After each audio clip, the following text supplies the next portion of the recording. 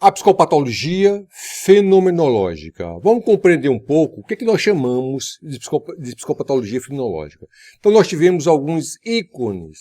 Um dos principais teóricos sobre os processos psicopatológicos na fenomenologia diz respeito ao Karl Jaspers. Karl Jaspers tem um livro fantástico, né, sobre psicopatologia. No entanto, outros teóricos também têm uma perspectiva. Para a nossa aula, nós vamos utilizar o livro da Virginia Moreira, chamado Clínica do Lebenswelt, Psicoterapia e Psicopatologia Fenomenológica. Esse material é muito bom, eu oriento que vocês possam adquirir, da editora Escuta, Virginia Moreira. Bom, eu vou pegar o contexto desse livro, chamado A Fenomenologia das Psicoses. E ele dá uma definição super interessante. Olha o que ele coloca. A psicopatologia fenomenológica reconhece sintomas como manifestações comportamentais. Olha só. Então, sintomas como manifestações comportamentais. Mas seu foco é, na verdade, as modificações do vivido. Vivido que nós chamamos em gestalterapia, vivido é no mesmo sentido do Nietzsche, do Friedrich Nietzsche, e para isso eu indico a leitura de um material muito bom para quem quer aprender e se aprofundar no Nietzsche, tanto porque nós temos uma herança muito grande e um débito muito grande com o Nietzsche, na concepção essencialista, em psicologia, em gestalterapia e nas psicoterapias fenomenológicas essenciais, é um livro da Maria Cristina Franco Ferraz. Esse livro é muito bom, né, da editora Relume do Mará, chamado Nietzsche, o Bufão dos Deuses. É um livro muito bom. Então ele coloca qual é a teoria do Nietzsche, como funciona. Também nós temos o livro do Nietzsche, sobre a filosofia do Nietzsche, do próprio Karl Jaspers, criador da análise existencial. Bom, o que acontece?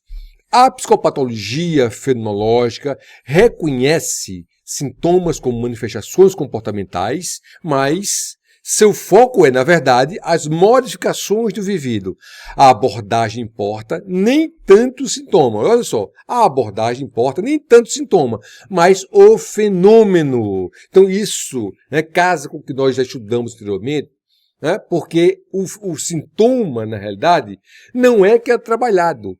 Então nós não vamos ter o foco do nosso trabalho no sintoma. O nosso foco é no vivido, na vivência significativa. Então, o indivíduo com síndrome ansiosa, a ansiedade, ela nada mais é do que um sintoma de algo que está gerando. Então, o trabalho psicoterapêutico, ele vai trabalhar o indivíduo no sentido que esses sintomas, ao serem trabalhados, o indivíduo, no caso, serem trabalhados, esses sintomas vão reduzir e vão ser eliminados. Por que eliminados? Porque o que estava gerando as situações inacabadas, as configurações conflituosas do indivíduo não vão gerar mais esses sintomas. Olhe bem, então nós trabalhamos o indivíduo, nós não temos foco para o processo psicopatológico exatamente, mas para o indivíduo como um todo, como uma estrutura saudável.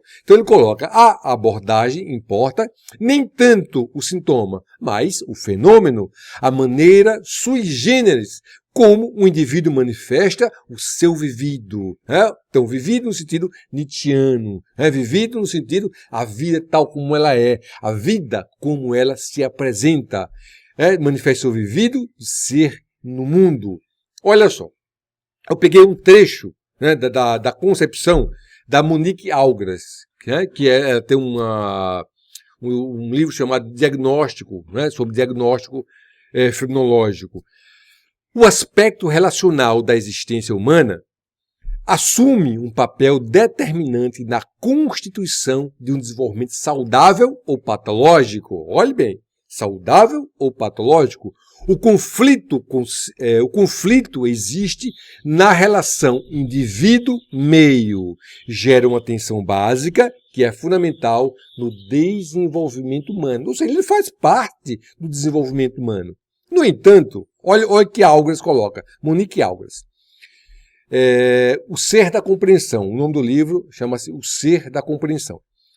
Haverá a doença se esse conflito subsistir em termos de desordem, se ele permanecer como algo desagregado e não incorporado pelo indivíduo como uma das suas polaridades. Permanecer no indivíduo no comportamento estereotipado, porque a neurose faz isso, o comportamento neurótico faz isso, o comportamento fica estereotipado. O melhor exemplo disso são os processos histéricos. Invariante, alheio às suas possibilidades e do ambiente. Ou reagindo inadequadamente, ou com fuga ou como agressão. A saúde do indivíduo será avaliada em sua habilidade para recuperar o equilíbrio e superar a crise em relação ao seu ambiente. Olha a questão aí. Qual é a nossa habilidade? A nossa habilidade é justamente essa. No processo de superação, de recuperação do equilíbrio. Por quê? Porque nós acreditamos no poder autorregulativo. Sempre nós vamos trabalhar em gestalterapia com o conceito de autorregulação. Então, se você não acredita no conceito de autorregulação, você não pode ser gestalterapeuta. Não se pode autodenominar gestalterapeuta. Se você não acredita na teoria da sexualidade, você não pode se autodenominar psicanalista, por exemplo. Então, qual é a questão por trás? São as concepções conceituais, as construções de cada um dos conceitos e a crença na teoria-chave de cada uma das abordagens. Então, quando nós colocamos assim, será avaliada em sua habilidade de recuperar o equilíbrio e superar a crise na relação com o ambiente. Estou falando da teoria de campo.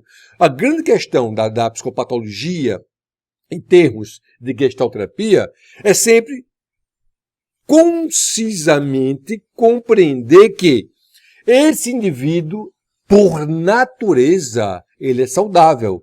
Os processos disfuncionais, os processos patológicos entram em ação a partir do momento que essas forças autorregulativas começam a ser desvirtuadas.